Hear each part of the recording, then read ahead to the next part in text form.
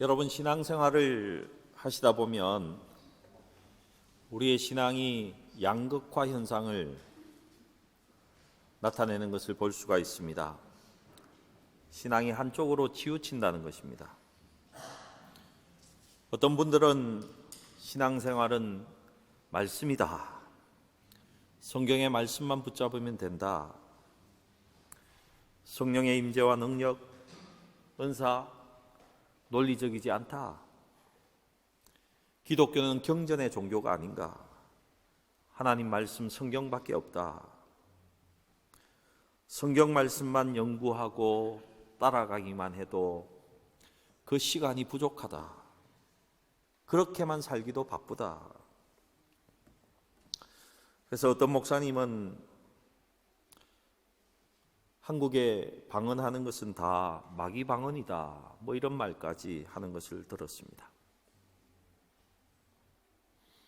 성령의 임재와 가르치심을 부정하면요, 성경을 읽고 연구하는 데에도 극단적으로 치우치게 된다는 것입니다. 극단적으로. 그리고 한쪽은요, 신앙생활이 말씀이 다가 아니다, 성령의 은사를 받아야 되고 기도하고 주님을 만나는 것이 중요하다. 그리고 우리는 쉽지 않게 이쪽으로 치우친 신앙인들과 교회들을 만날 수가 있습니다. 여러분, 이런 신앙인들은요, 기도하면 응답도 잘 받습니다. 하나님의 음성을 듣고 응답을 받고 은사가 나타납니다. 근데 그 속에 말씀이 없는 것을 또 발견하게 됩니다. 여러분, 하나님의 말씀, 성경을 모르면요, 자기가 고통을 당하고 하나님 앞에 벌을 받고 있는데도 무엇 때문에 이런 일이 내게 일어났는지 알지 못합니다. 어디서 잘못되었는지 찾아내지를 못한다는 것입니다. 기준이 없고 잣대가 없으니 나는 열심히 최선을 다해서 잘 산다고 사는데 고통의 연속입니다. 죄를 지어서가 아닙니다. 여러분, 잠언 14장 12절 말씀 함께 읽어볼까요? 함께 읽겠습니다. 시작. 어떤 길은 사람이 보기에 바르나 필경은 사망의 길이니라. 아멘.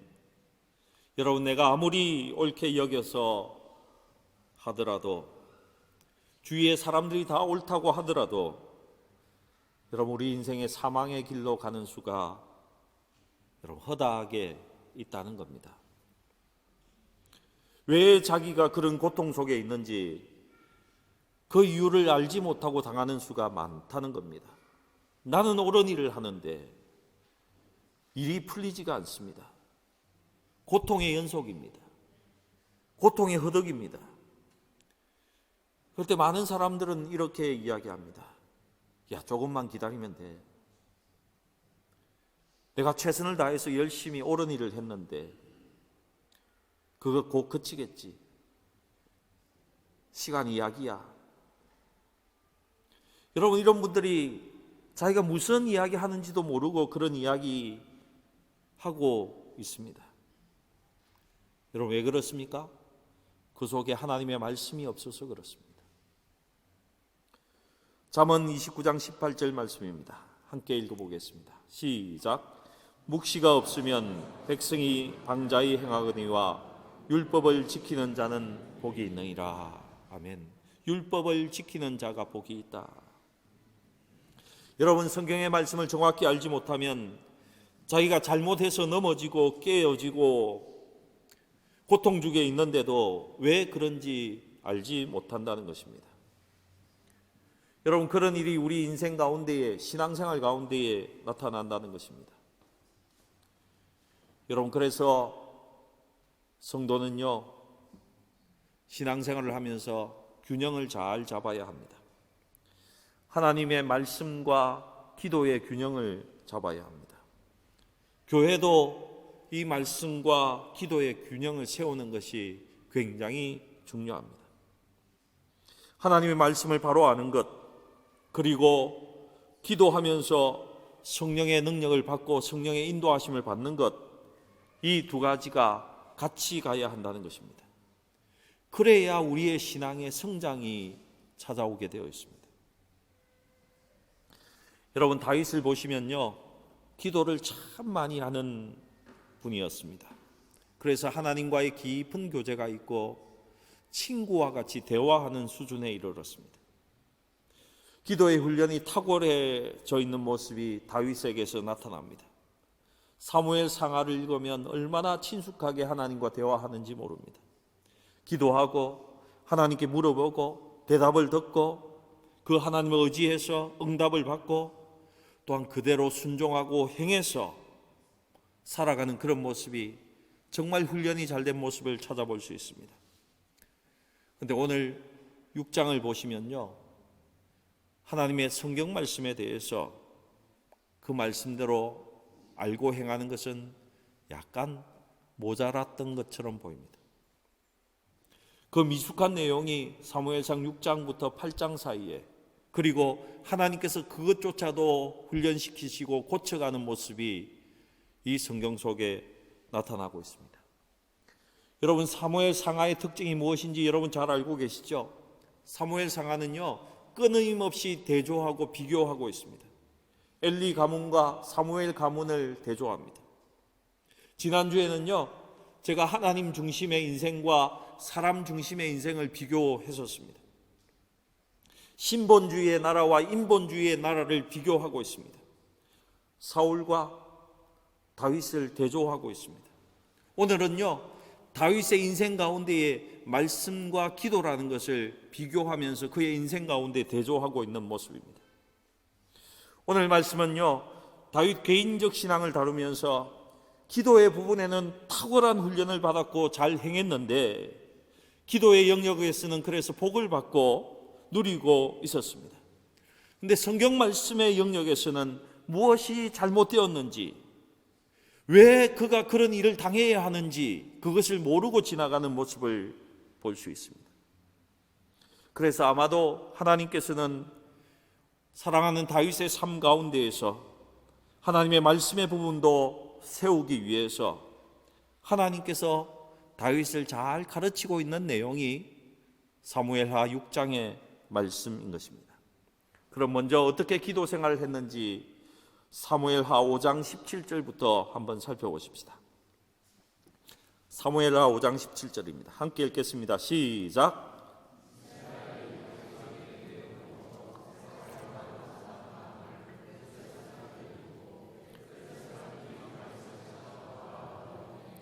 다윗이 듣고 요새로 나가니라.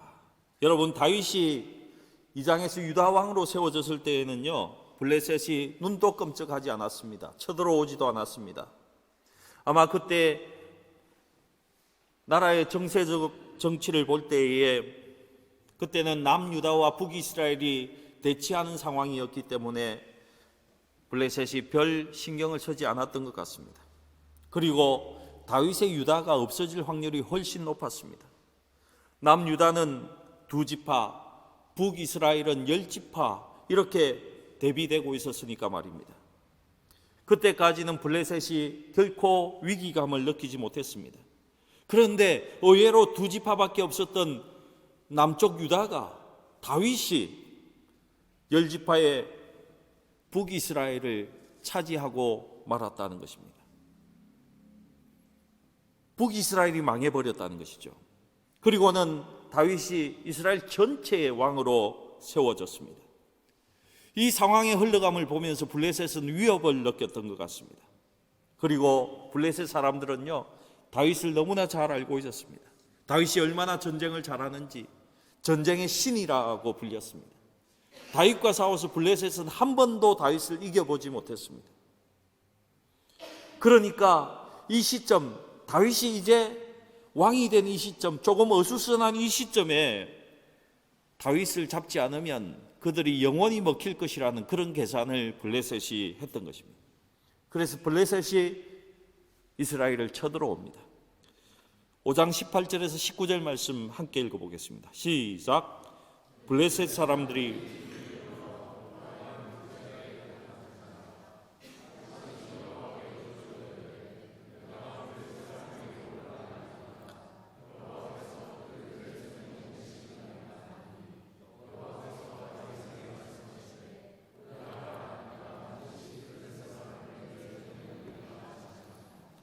여러분, 여기에 나오는 르바임 골짜기는요, 예루살렘 남서쪽에 있는 골짜기입니다. 계곡입니다.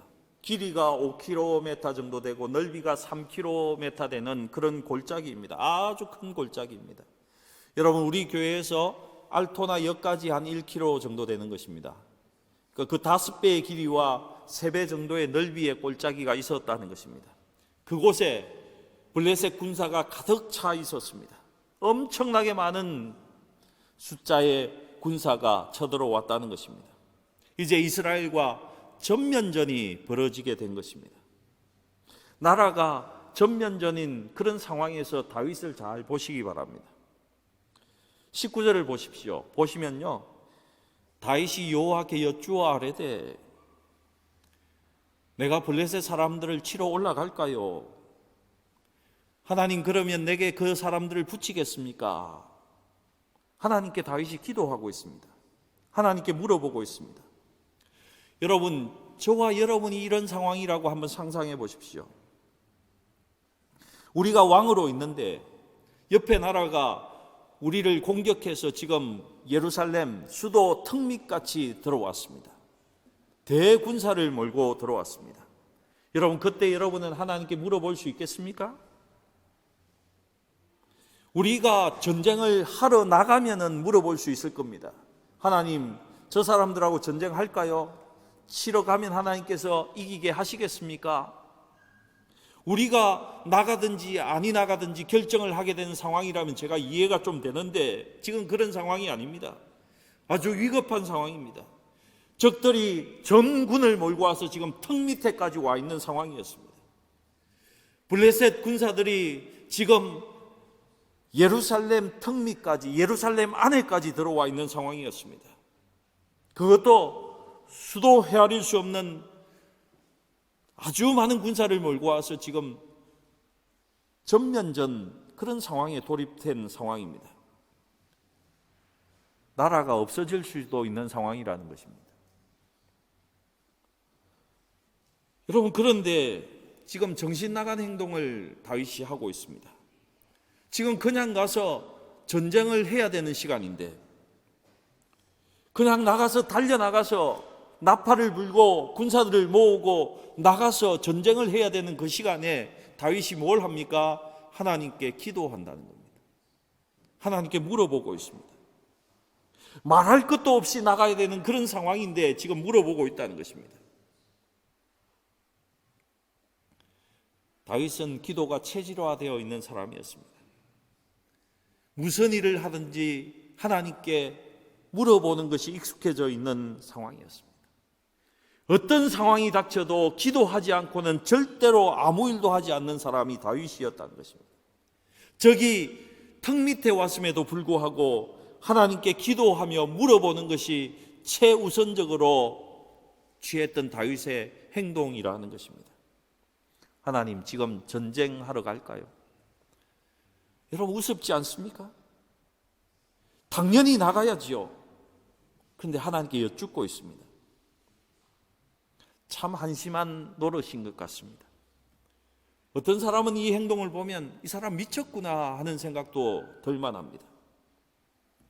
여러분, 그렇지 않습니까? 여러분, 아이가 동네에 나가서 지금 어떤 큰 형들하고 싸움이 일어날 판이다 이렇게 되어 있습니다. 그럼 여러분, 집에서 하나님 지금 말리러 갈까요? 뭐 이렇게 묻겠습니까? 그럼 뛰쳐나갈 것 아닙니까? 사람의 생각에는 참 한심한 것 같습니다. 근데 제 생각이 하나님은 어땠을까? 하나님의 입장에서는 이 모습을 보고 어땠을까 하는 생각을 해보았습니다.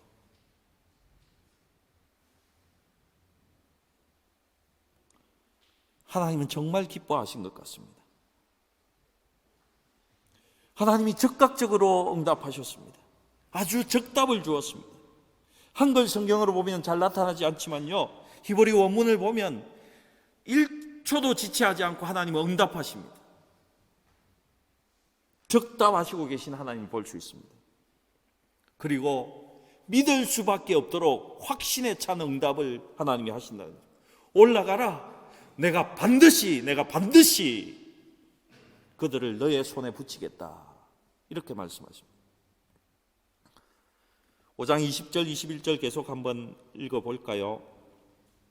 시작. 다윗이 바알브라심에 이르러 거기서 그들을 치고 다윗이 말하되 여호와께서 물을 흩은같이 내 앞에서 내 대적을 흩으셨다 하므로 그곳 이름을 바알브라심이라 부르니라. 거기서 블레셋 사람들이 그들의 우상을 버렸으므로 다윗과 그의 부하들이 치우니라. 아멘. 바알브라심이 어디입니까? 르바임 골짜기를 바알브라심이라고 했습니다. 다윗이 이름을 바꾸어서 바알브라심으로 바꾸었다는 것입니다. 여러분, 브라심은 무슨 뜻이냐면요, 돌파하다는 뜻입니다. 여러분, 세숫대야에 물을 이렇게 받아놓고 손바닥으로 탁 치면 어떻습니까? 물이 파장을 일면서 흩어지지 않습니까? 그것이 브라심입니다. 브라심. 바알은 뭡니까? 주라는 뜻입니다. 바알신이라고 해서 우리는 바알하면 이방신을 자꾸 떠올리는데요, 바알이란 것은 신, 하나님이라는 뜻입니다. 무슨 말입니까? 하나님께서 흩으신 곳이라는 것입니다. 하나님께서 돌파하게 하신 곳이다. 바알브라심, 이렇게 바꾸었다는 것입니다. 하나님이 르바임 골짜기에 있었던 그 블레셋 군사들을 물을 흩은 같이 하나님께서 다 흩어서 전쟁을 끝내버리셨다는 것입니다. 그들을 돌파해 버리셨다는 것입니다. 그런데 이들이 다시 찾아옵니다. 두 번째 전쟁하러 또 온다는 것입니다. 22절과 25절 말씀입니다. 함께 읽어보겠습니다. 시작. 블레셋 사람들이 다시 올라와서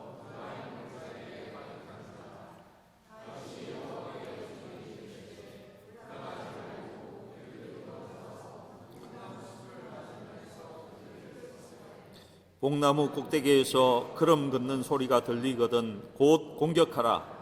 그때에 여호와가 너보다 앞서 나아가서 블레셋 군대를 치리라 하신지라. 이에 다윗이 여호와의 명령대로 행하여 블레셋 사람들을 쳐서 게바에서 게셀까지 이르니라. 아멘.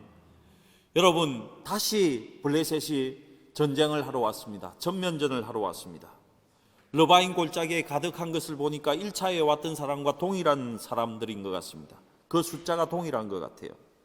그것을 볼 때에 하나님께서 1차 전쟁에서 그들을 죽이지 않은 것 같습니다.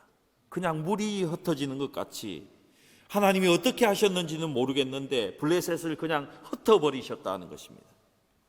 그랬더니만 블레셋 이 사람들이 다시 전쟁을 하러 왔다는 것입니다. 여러분, 한번 이겨본 사람은요, 또 이길 수 있다는 자신감에 차 있습니다. 그렇지 않습니까? 이놈들 또 왔네? 그냥 나갈 수 있다는 것입니다. 근데 지금 다윗을 보시기 바랍니다. 다시 하나님께 묻습니다. 다시 하나님께 기도합니다. 여러분, 우리 인간의 실수가 무엇인지 아십니까? 내 경험과 나의 성공을 의지한다는 것입니다. 내 경험대로 사업하고 내 경험대로 내가 성공한 그것대로 교회를 운영하고 이렇게 하는 것이 사람들입니다. 그런데 다윗은 지난번에 승리를 했음에도 불구하고 하나님께 다시 기도합니다. 전쟁하러 갈까요? 내게 붙이시겠습니까? 이번에는 하나님께서 아주 상세하게 작전까지 알려줍니다. 기습작전을 해라. 이제는 블레셋 뒤쪽으로 돌아가서 그들을 기습적으로 쳐야 된다. 언제요? 시간까지 알려주십니다. 뽕나무 꼭대기에 그름 긋는 소리가 들리거든. 원문으로 보면요, 군대가 걸어가는 소리가 들리거든 공격하라. 이 공격 시간까지 정확하게 알려주고 있습니다. 여러분, 인간의 군대가 어떻게 뽕나무 위에서 걸어가는 소리가 들리겠습니까? 하나님의 군대가 지나가는 소리라는 것입니다. 하나님께서 하나님의 군대와 함께 지나갈 소리가 들리겠다는 것입니다. 하나님께서 먼저 너희 앞서가서 내가 전쟁할 것이다. 내가 지나가는 소리가 들리면 너희도 나를 따라오너라. 이렇게 말씀하고 계시다는 것입니다. 하나님께서 내가 너희를 앞서서 싸우시겠다는 것입니다. 그리고 하나님이 분명한 약속을 주십니다. 24절 말미에 보면요, 그때에 여호와가 너보다 앞서 나아가서 블레셋 군대를 치겠다 이렇게 말씀하고 계십니다. 하나님께서 말씀하신 그대로 블레셋을 쳤습니다. 게바에서 게셀까지 여러분 24km의 거리가 되는 곳입니다. 그곳에 따라가면서 이르기까지 대성을 했다는 것입니다. 하나님께서 어마어마한 승리를 주셨습니다. 여러분, 우리 인생을 이렇게 살아가는 겁니다. 우리 인생을 하나님이 이렇게 사시도록 우리에게 주셨다는 것입니다. 여러분, 사업 이렇게 하면 쉽습니까? 어렵습니까? 여러분, 교회를 이렇게 운영하면 쉬울까요? 어려울까요? 내가 어떻게 할지를 결정하지 말고 하나님께 할까요? 말까요? 그렇다면 언제 할까요? 어떻게 할까요? 이것까지 물어보라는 것입니다. 다 물어보시고 하나님께서 말씀대로 행하면 거기에 순종하면 되는 것입니다. 그리고 어떻습니까? 1차와 2차 때를 잘 보시면요, 하나님께 물으면 물을수록 더욱 상세히 대답해 주시고 더욱 섬세하게 우리를 인도하신다는 겁니다. 하나님께 기도하고 응답받고 그대로 행하는 것입니다. 하나님 말씀대로 순종하면 그 말씀하신 대로 행하시고 하나님께서 이루어 주시고 하나님께서 책임지신다는 것입니다. 그래야 대성할 수 있습니다. 그래야 순적합니다. 그래야 우리가 바라는 대박도 납니다. 그래야 우리가 원하는 부흥도 찾아온다는 것입니다. 그래야 하나님의 돌파가 우리의 삶 가운데 있다는 것이죠. 여러분, 하나님이 사람의 걸음을 정해 놓으신 것을 믿으셔야 합니다. 그리고 그분께 묻고 그 하나님께서 응답하시는 대로 그대로 순종하는 것이 우리의 가정도, 우리의 사업도, 우리의 교회도, 우리의 사역도, 우리의 전쟁도 가장 잘하는 방법인 것입니다. 여러분, 하나님께 물으십시오. 하나님께 응답 받으십시오. 하나님의 음성을 들으십시오. 그리고 그 들은 대로 행하십시오. 우리 예수님도 그렇게 사역하셨어요. 우리 예수님도. 요한복음 5장 19절 말씀입니다. 함께 읽겠습니다. 시작. 그러므로 예수께서 그들에게 이르시되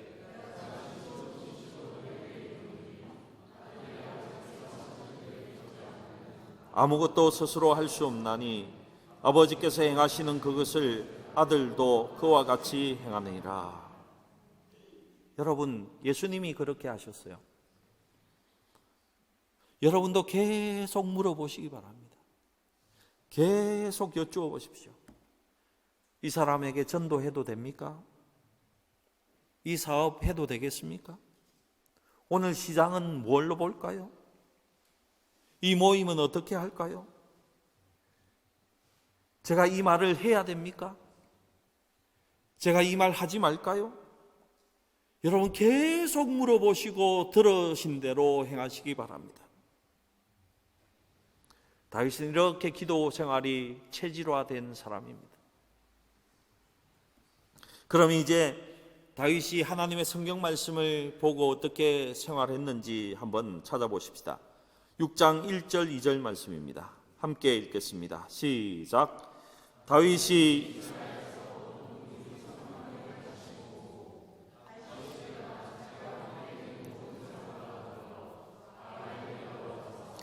거기서 하나님의 궤를 메우려 하니 그 궤는 그룹들 사이에 자정하신 만군의 여호와의 이름으로 불리는 것이라. 여러분, 다윗이 왕이 되고 예루살렘으로 수도를 옮긴 다음에 보니까 하나님의 법궤가 생각이 났습니다. 그것을 옮기려고 생각합니다. 하나님의 법궤를요, 엘리 제사장이 실로의 성막에 갖고 있다가는 블레셋과의 전쟁에서 짐으로 인해서 그것을 빼앗겨 버립니다. 이 법궤가 블레셋에서 베세메스로 돌아오게 됩니다. 이 베세메스 사람들이요, 암소로 이 법궤를 끌어오게 하고는 번제는 수소로 드려야 하는데 암소로 번제를 드렸습니다. 6개월 정도 블레셋에 있었기 때문에 그 법궤 안에 내용물이 정확히 있는지 살펴보고자 했습니다. 여러분, 법궤 안에 내용물이 어떤 것이 있습니까? 십계명의 돌판이 있었고 만나가 든 항아리가 있었고 아론의 쌍난 지팡이가 있지 않습니까? 이것이 정확히 있는지 그 뚜껑을 열어보다가 베세메스 사람들이 어떻게 됩니까? 5만 70명이 죽어버립니다. 그렇게 법궤 때문에 사람이 죽는 것을 보고 기한 열암이라는 그 산속에다가 이 법궤를 그냥 놓아둡니다. 법궤가 그곳에 한 20년이 지났습니다. 다윗이 그곳에 있는 법궤를 가져올 생각을 했다는 것입니다. 바알렛 유다가 블레셋과 가까운 곳에 있었기 때문에 다윗은 3만 명의 군사를 일으키고 그 3만 명의 군사와 함께 정치 지도자들과 종교 지도자들, 이스라엘의 유력자들과 함께 그 법궤를 가지러 갔습니다. 법궤만 옮기기 위해서는요, 몇 사람 필요가 없습니다. 지금 다윗이 이 사건을 신문의 일면 기사와도 같이 만들려고 큰 행사로 만들고 있습니다. 모든 백성이 이곳에 주목해 주기를 바라고 있습니다. 그리고 다윗은 시편 24편을 이때 지어서 그들이 함께 부르면서 이 법궤를 가져오려고 합니다. 어떤 시편인지 아십니까? 시편 24편 7절 8절입니다. 우리 함께 읽어보겠습니다. 시작. 문들아 너희 머리를 들지어다. 영원한 문들아 들지어다. 영광의 왕이 들어가시리로다. 영광의 왕이 누구시냐? 강하고 능한 여호와시요 전쟁에 능한 여호와시로다. 지금 이스라엘의 왕이 누굽니까? 다윗인데요, 지금 누구를 왕이라고 말합니까? 여호와 하나님, 전쟁에 능한 그 여호와 하나님이 왕이라고 말하고 있는 것입니다. 내가 사람들 앞에서 왕이지 하나님 앞에서 나는 결코 왕이 아니라고 다윗이 선포하고 있다는 것입니다. 지금 이스라엘 전체의 왕이 되고 나서 다윗이 이런 말을 하고 있다는 것입니다. 여러분, 사람이 나이가 들고 어느 정도의 자리에 오르면요, 이렇게 하기 쉽지 않습니다. 왕이 되어서 이렇게 하기가 쉽지 않아요. 별것 아닌 자리에라도 올라 보십시오. 교회의 담임 목사가 되고 교회의 당회장이 되어 보십시오. 교회의 장로님들이 여러분 있는 수석 장로가 되어 보십시오. 사람 앞에서도 그렇고 하나님 앞에서도 당회장이고 수석 장로 노릇을 하려는 것이 사람들입니다. 그런데 지금 다윗이 나는 지금 내가 왕이 아니고 하나님만이 이스라엘의 왕이라고 선포하고 있는 겁니다. 이 사실을 모든 사람이 알아주었으면 좋겠다는 것입니다. 이 사실을 온 백성이 알도록 지금 가르치고 있는 것입니다. 여러분, 사울 왕은 그렇게 살지 않았습니다. 역대상을 보면요, 사울이 죽은 이유에 대해서 말하고 있습니다. 이렇게 되어 있습니다. 사울은 하나님께 묻지 않고 하나님의 말씀대로 행하지 않았기 때문이다 라고 말하고 있습니다. 기도와 말씀이 없었기 때문에 그가 죽었다라고 말합니다. 사울은 자기가 자기 인생의 주인이고 자기가 왕이라고 생각했기 때문입니다. 여러분, 인생의 왕이, 주인이 자기 자신이라고 생각하는 사람들은요, 하나님 말씀도 읽지 않고 기도도 하지 않게 되어 있습니다. 그런데 다윗은 결코 자신의 삶 가운데 자기 자신이 왕이라고 생각하지 않았습니다. 자기가 이스라엘의 왕이 되었음에도 불구하고 그는 하나님만이 왕이시라고, 여호와 하나님만이 왕이라고 지금 선언하고 있다는 것입니다. 하나님이 기름 부어 세워서 내가 왕 노릇은 하고 있지만은 이스라엘의 진짜 왕은 따로 있는데 그분은 여호와 하나님이시라고 선언합니다. 하나님이 우리의 왕이시고 그 하나님이 우리를 통치하신다고 지금 말씀하고 있는 것입니다. 그리고 나 역시 하나님의 통치를 받는다고 선언하고 있는 겁니다. 여러분, 3만의 군사와 모든 정치 지도자, 종교 지도자들, 유력자들과 함께 법궤를 가지고 오면서 모든 악기를 동원해서 찬양을 하는 것을 보고 온 백성이 하나님만이 우리의 왕임을 알게 하고 싶었던 것입니다. 이때 불렀던 노래가 시편 24편입니다. 문들아 너희 머리를 들지어다. 영광의 왕이 들어가신다. 영광의 왕이 들어가신다. 다윗은 사사기와 사울 시대를 지나면서 400년을 지나지 않았습니까? 이제 그 사람들이 인본주의의 사상을 끊어버리고 하나님이 왕되심을 나타내고 그 인본주의를 끊고 신본주의에 기초한 나라를 굳건히 세우고 싶었던 것입니다. 여러분 가정에, 여러분의 개인의 삶에, 여러분의 직장에, 여러분의 사업장에, 여러분 교회에 하나님이 왕 되심을 매일매일 선포하시기 바랍니다. 하나님을 인정하십시오. 그를 먼저 왕으로 모셔드리시기 바랍니다. 그러면 하나님이 일하십니다. 하나님이 행하십니다. 약속하신 것을 성취하십니다. 하나님은요, 그런데 묻지 않으면 가르쳐 주지도 않습니다. 기도하지 않으면 응답도 하지 않으십니다. 묻고 기도하고 말씀하시면 그대로 순종하십시오.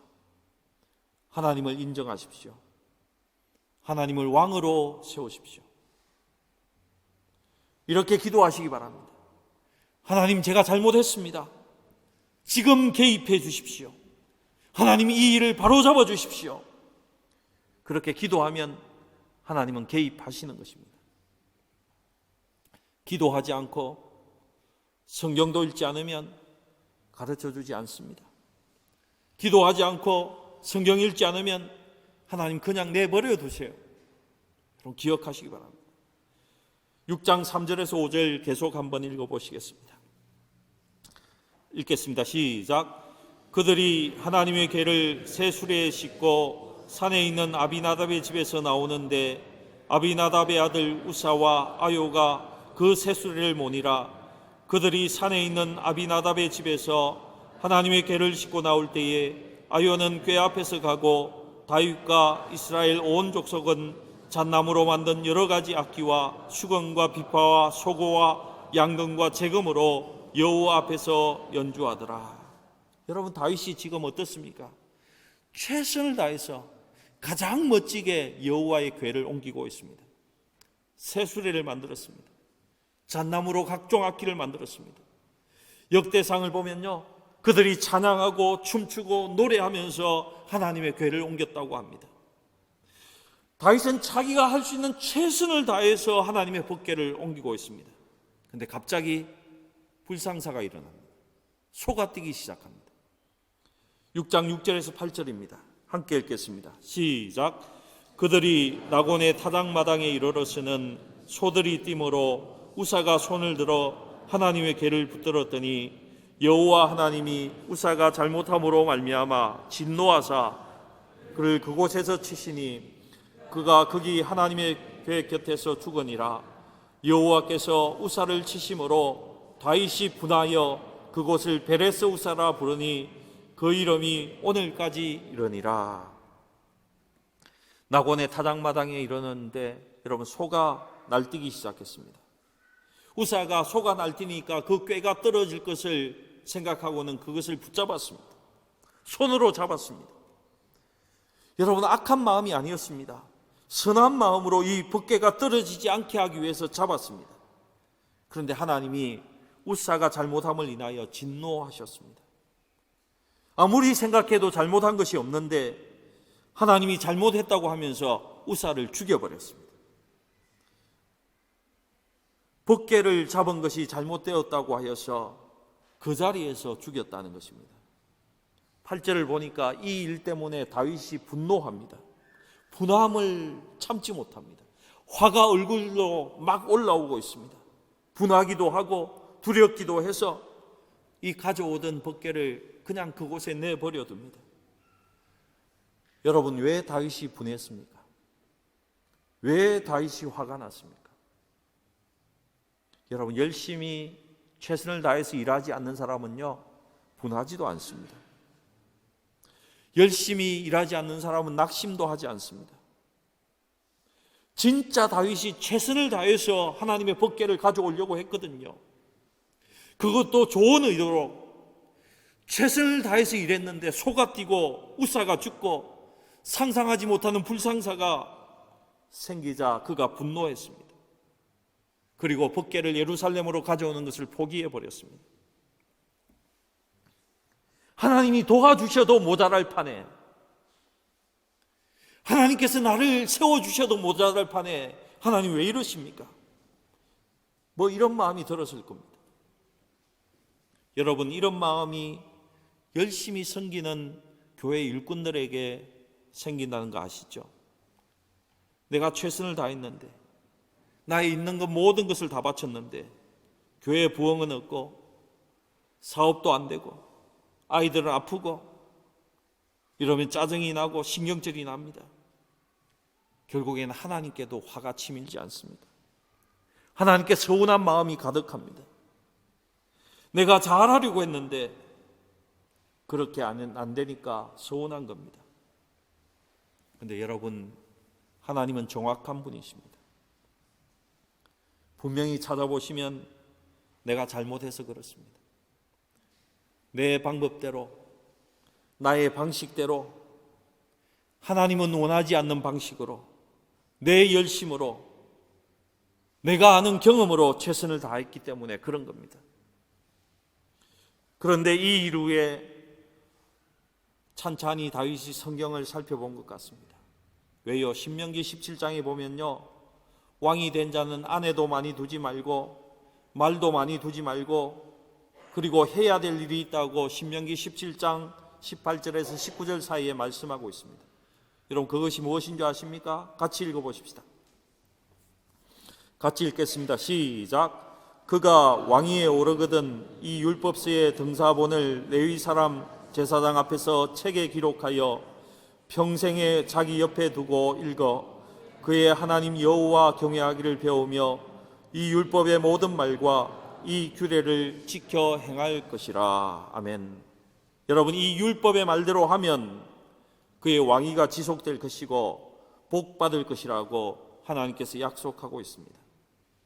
그런데 나에게 왜 그런 일이 생겼지 하고 다윗이 물어보면서 그 율법책을 찬찬히 읽어보았습니다. 자기가 실수한 것이 있었어요. 민수기 4장 15절입니다. 우리 함께 읽겠습니다. 민수기 4장 15절입니다. 함께 읽겠습니다. 시작. 진영을 떠날 때에 아론과 그의 아들들이 성소와 성소의 모든 기구 덮는 일을 마치거든 고핫 자손들이 와서 맬 것이니라. 그러나 성물은 만지지 말라. 그들이 죽으리라. 회막 물건 중에서 이것들은 고핫 자손이 맬 것이며, 법궤는 제사장이 메어야 한다는 것입니다. 그리고 절대로 성물은 만지지 말라고 합니다. 그러면 죽는다고 기록되어 있습니다. 여러분, 다윗이 얼마나 허무했겠습니까? 아마 굉장히 허무했을 것 같습니다. 이 성경 한 절을 몰라서 큰 실수를 한 것입니다. 성경을 보니까 자기 자신이 잘못한 것입니다. 다윗은 잘한다고 새 수레를 만들고 3만 명의 군사를 동원하고 소가 끌게 하고 이렇게 했는데, 우사도 잘한다고 법궤를 잡았는데 큰 재앙이 왔다는 것입니다. 하나님이 말씀하지 않았지만은 이미 성경에 다 기록되어 있었습니다. 다윗에게 하나님이 이렇게 말씀하시는 것 같습니다. 내가 기도하고 내게 응답받는 것처럼 내가 준 성경도 잘 읽어라. 누가 잘못했습니까? 이 성경을 알고 나서 다윗이 법궤를 다시 가지고 오는 모습이 역대상 15장에 기록되어 있습니다. 함께 마지막으로 읽어보겠습니다. 역대상 15장 2절 3절입니다. 함께 읽겠습니다. 시작. 다윗이 이르되 레위 사람 외에는 하나님의 궤를 맬 수 없나니 이는 여호와께서 그들을 택하사 여호와의 궤를 메고 영원히 그를 섬기게 하였음이라 하고, 다윗이 이스라엘 온 무리를 예루살렘으로 모으고 여호와의 궤를 그 마련한 곳으로 메어 올리고자 하여 여러분 제사장으로 법궤를 메고 옮겨야 합니다. 여러분 우시야 왕, 나답과 아비후, 법궤를 열어본 베세메스의 사람들, 하나님의 성경을 바로 알지 못해서 다 죽었습니다. 오늘 다윗 역시 좋은 마음으로 법궤를 자기 방식대로 옮기다가 사람은 죽고 그가 열이 받았습니다. 사랑하는 성도 여러분, 우리가 하나님의 일을 하는 것도 중요합니다. 그것보다 중요한 것이 무엇입니까? 하나님의 방법과 하나님의 원리를 따라서 하는 것이 더 중요합니다. 여러분, 교회를 세우는 것도, 교회를 운영하는 것도, 예배를 하는 것도 성경에 나와 있는 대로 해야 한다는 것입니다. 내 열심으로, 내 방법으로 하면 나는 기쁠지 모르겠지만은 하나님은 기뻐하지 않습니다. 여러분 축복합니다. 두 가지를 균형 잡아서 다 하시기 바랍니다.